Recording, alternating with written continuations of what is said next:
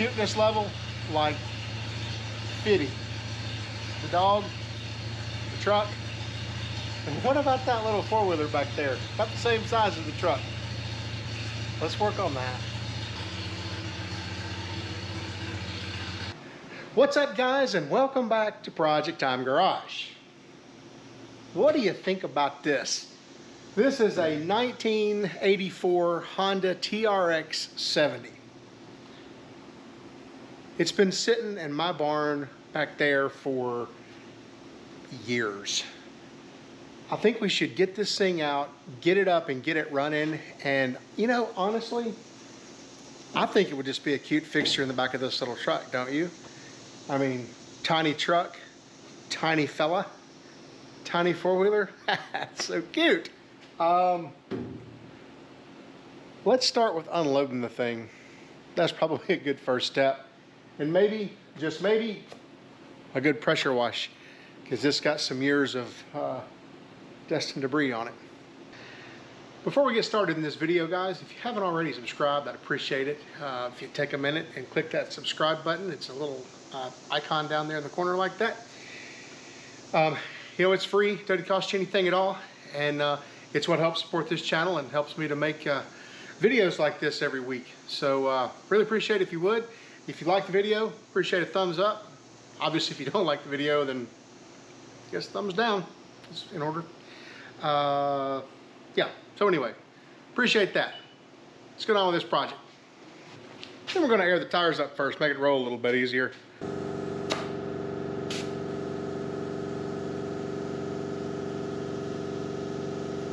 think about 110 pounds. I'll say we won't press our luck.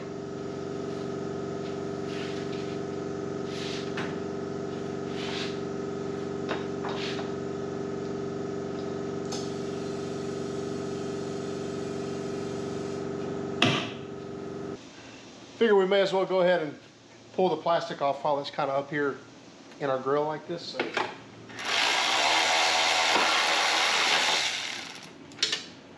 Should have a couple of bolts on the seat, like right underneath the seat here that hold it in. Take that back, it's only got one. The other one's missing.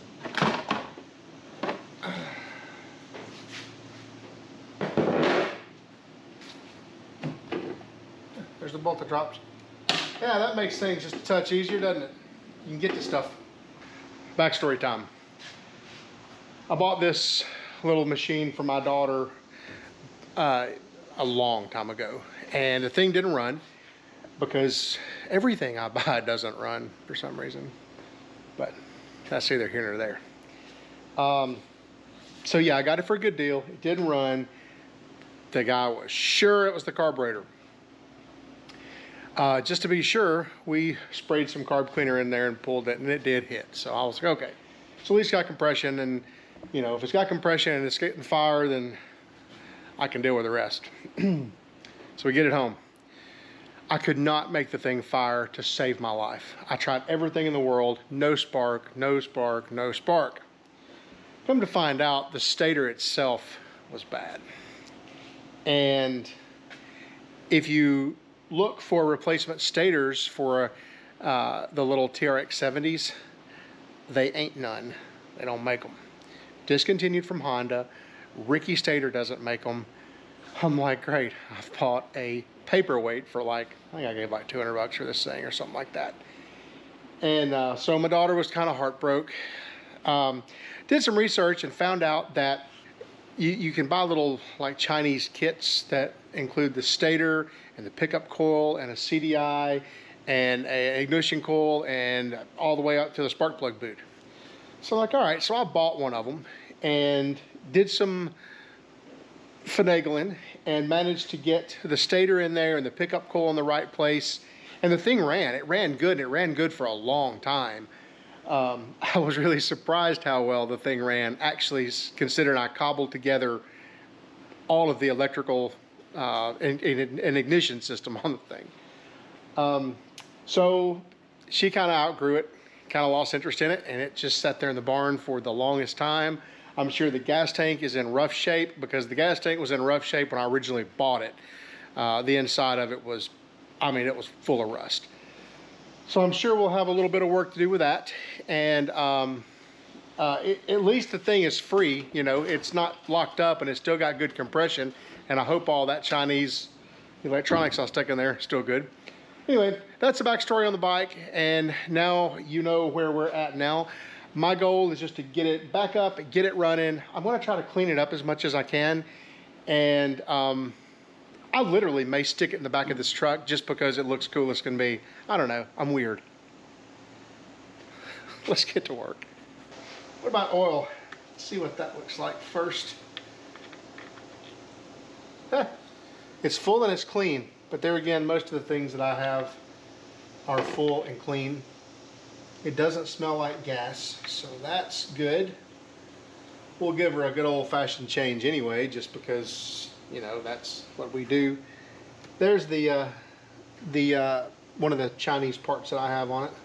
It doesn't have any mounting at all. It just kind of sits up there. That's the cool. The cool thing is the stator that I bought actually has all of the wires for lighting coils and for charging coils.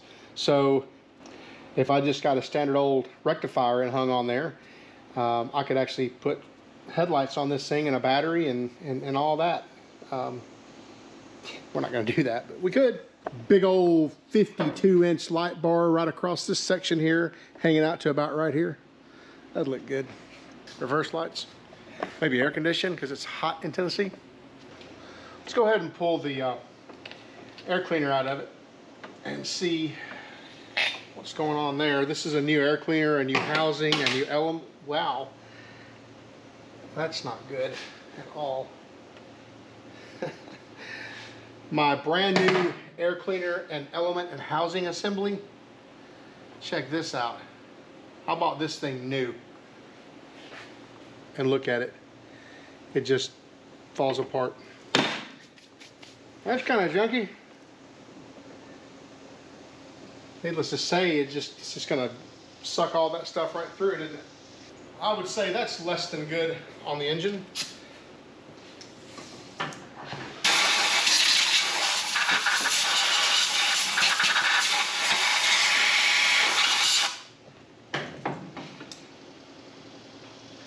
At least there's a screen there to stop some of the big particles.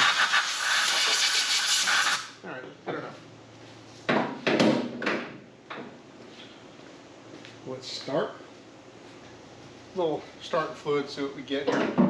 I just want to hear it pop, and I'll be happy. I think it did just pop, didn't it? Yep, I think it did.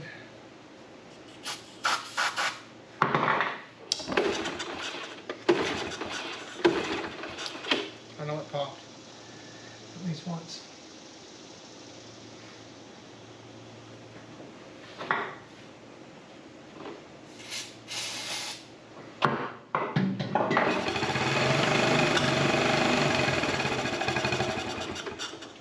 I'd say that qualifies as a run, wouldn't you?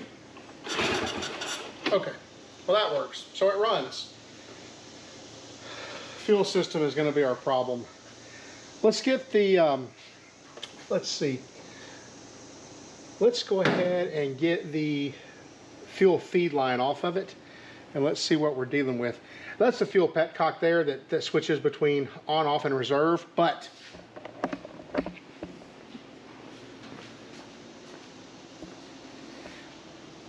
I came in and installed this shutoff valve here, which is a little different because the fuel shutoff valve over there was all messy and gross.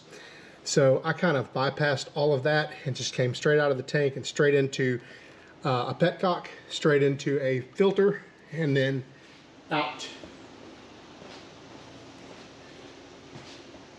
And then into this, which basically is just directly into the carburetor.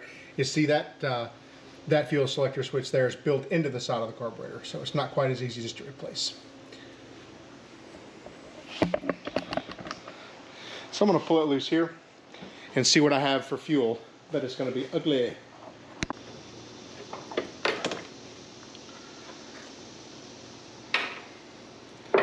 All right, I'll set that here, and then I'll go turn the fuel on.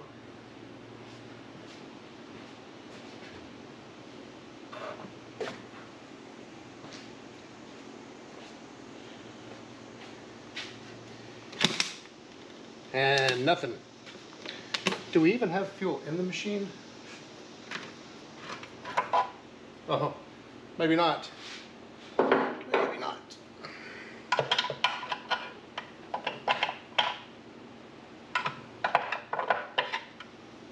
No. No, I don't think we have fuel. This is just 2-stroke gas for my weed eater. I'd rather use a little bit of that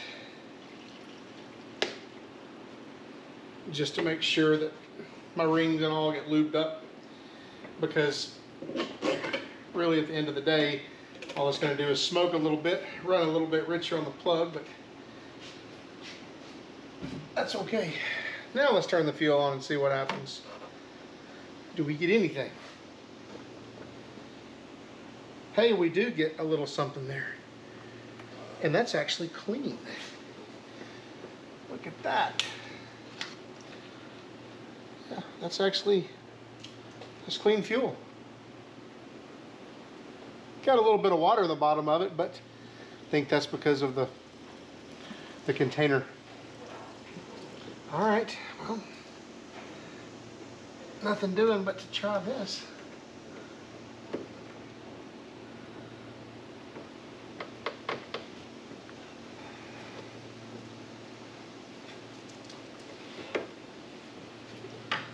Stick it back together and see what happens. I'm usually pretty good about draining stuff out when I let it sit, but man, I'll be quite honest, I don't remember what I did with this thing last. Honestly, I don't remember at all. Do we have a carburetor drain? Yes, we do. Let's open the carburetor drain and see if we get anything out of the bottom, or if it's just pretty much mud. No, I'm getting some out of there. Okay. Do we just see if it'll start? That should be choked. And that should be on. Let's see what happens.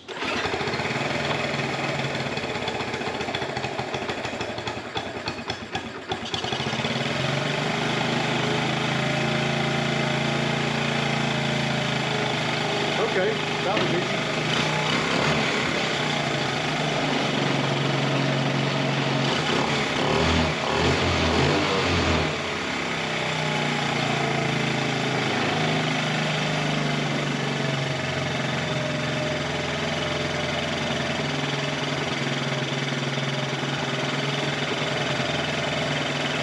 I've been a little hot. Let's see if we can fix that.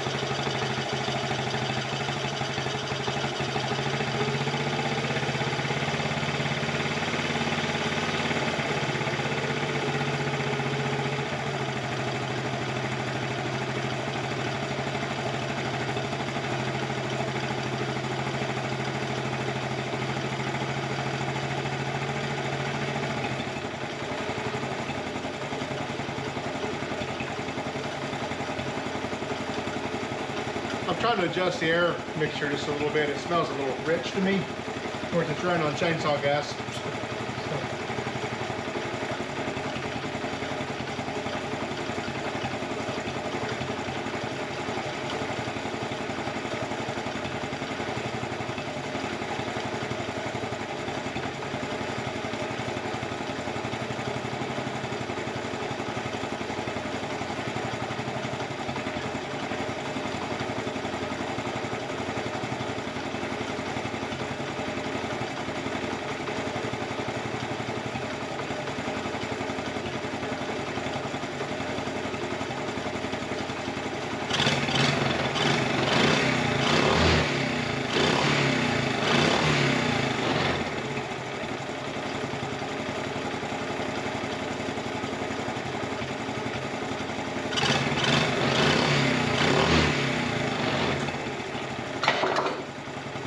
impressed with that.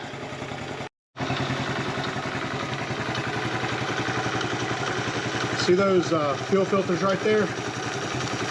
Those things are good about burning cars down. And right there is a prime example of why. It's leaking at this O-ring here. They're handy because you can pull them out and clean them if your tank's really dirty, but they'll burn your junk down, so you have to be careful. All right, got the fuel system back together on it. Why don't we go ahead and let's just change that oil since it runs, and we've got it right up here, you know, again, kind of up in our face. Go ahead and at least make that happen. Yeah, let me grab a drain pan. Okay. Yikes, that was ridiculous right there.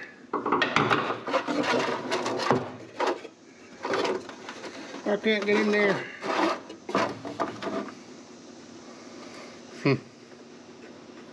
We're not high enough. Yeah, let's try that right there. Now I should be able to get in there and get that out. Boy, that is... I guess they really want you to do this from the other side, don't they?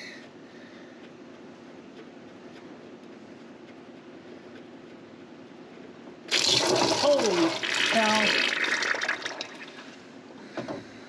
That had some pressure in it, didn't it? Did it get you? Let me tilt the bike over this way. Wow, that was significant right there. I'll be honest, I've never seen an ATV do that. Obviously, there's got to be a crankcase vent somewhere that's not venting, huh? On the upside, though, look how clean that plug is.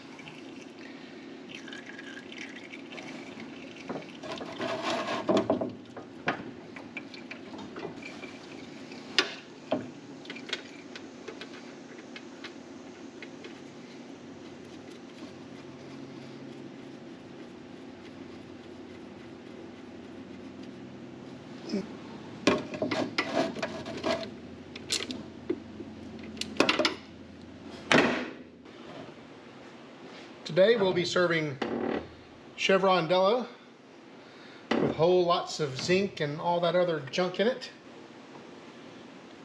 If you watch the tune-up video on this very little Datsun truck we're sitting in here, you'll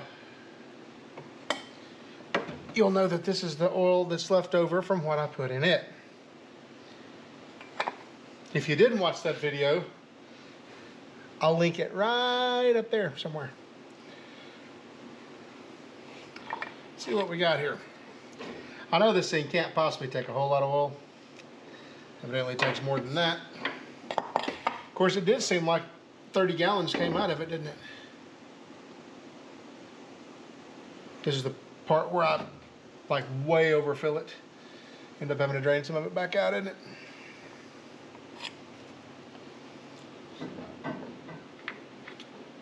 Oh, we're on the stick. Let's screw it back in, screw it back out. See where we're at. Oh, we're right about the bottom of the hash marks. So just a touch more, and we'll be good.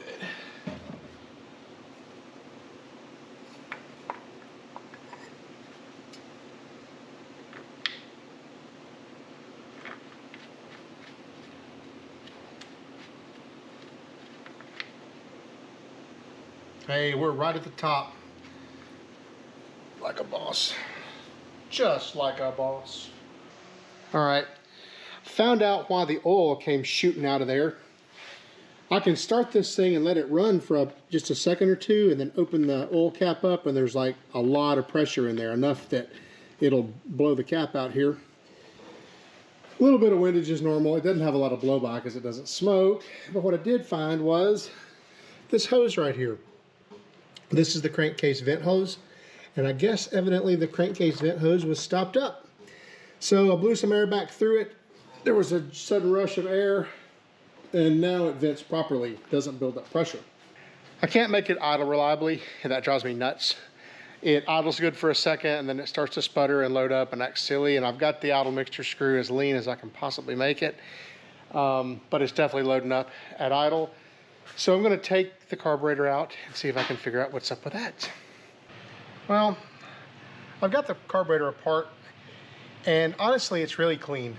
I went ahead and pulled all the jets out, looked through them. They're perfectly clean.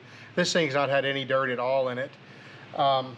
In fact, I even pulled the bowl here off the petcock, and the filter inside there is just pristine. So it acts like I'm getting too much fuel at idle, which would lead me to believe that maybe this jet here is too big, possibly for it. I remember having to put jets in this thing because the ones that came out were just, I mean, they came out in pieces. I think I may go ahead and drop my needle one notch lower, just on the outside chance that it's up too high maybe and it's got some fuel dribbling by it. This right here is how we introduce air into the idle mixture. So the further we turn that screw out, the more air it introduces. So I'm not going to get too deep into carburetors on this episode because I covered it in excruciating detail in my Polaris 325 Magnum video. I'll put a link to that up there if you guys want to see you know, a carburetor teardown and an explanation on how everything works. That's probably the video for you. Anyway, and that float's too high, I think. Anyway, basically when the thing's idling, it's pulling fuel through this passageway right here, and this screw right here goes all the way down into that passageway, and that screw also has this passageway here into it. So as I pull this screw out, it introduces air into the fuel stream and effectively leans my mixture the more I pull this screw out. Like I said, I don't know why it's wanting to run so rich at idle, but I had this screw here backed out to the point where it was about ready to fall out, and I was still a little too rich. You could still smell it was just a touch rich. Anyway, I'll drop this needle down, put this carburetor back together, and we'll see what we have as far as a running bike. Okay, I think we should get it out, and let's throw some soap to it, pressure washer, and see if we can't get those electronics wet enough so that it never ever runs again. Should be fun, right? Do some pressure washing here. This is simple green, some purple power, some, I don't even know what all. There's a lot of junk mixed around in here. But it cleans good and smells nice.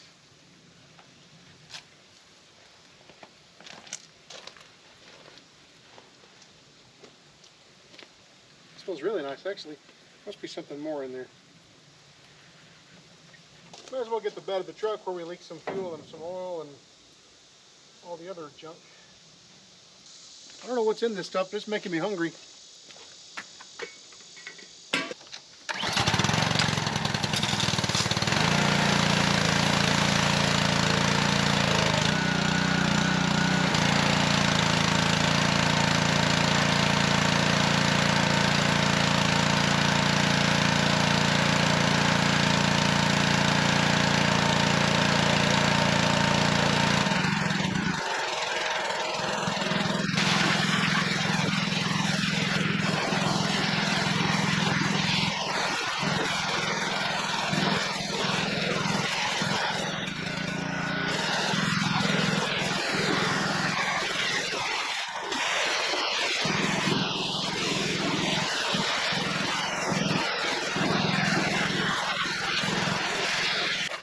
% cleaner. That's all we really need.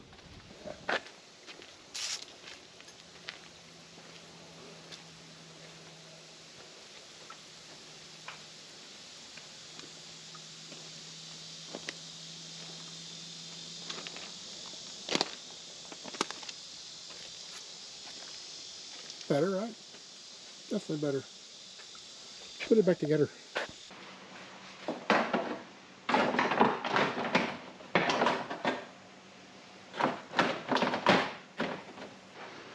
Well, there's the finished product. Looks a lot better than it did before, I guess, huh? Not sure what I'm going to do with this little bike. It'll probably sit in the back of this truck for a little while just because it's kind of cute looking. And I don't know, might sell it, might keep it, don't know.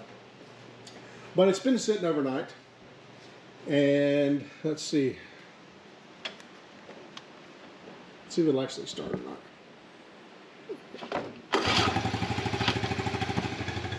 I swear that was a legit first start, first pull, cold, ice cold start. Of course, it didn't stay running, but it started. So yeah, it starts, it runs. I guess the last thing we need to do is find somebody that's willing to take a test ride on this. I know just the person. Told you I could find somebody else. Take off.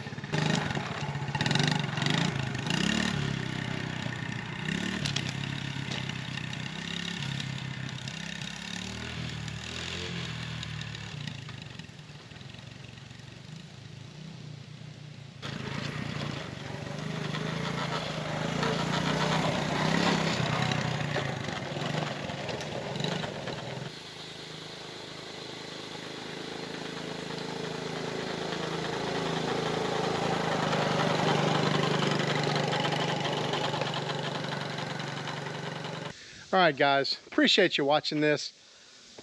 Just a quick little video on a Honda Fourtrax. She may be riding it for a while, I don't know. Don't know, like I said, don't know what we're gonna do with it, but we have it, and we'll stick it somewhere in the fleet and decide to either sell it or play with it more, who knows. But anyway, for now, it runs. Appreciate you watching this, guys. Don't forget to like, share, subscribe, tell all your friends about us, and I'll see you next time.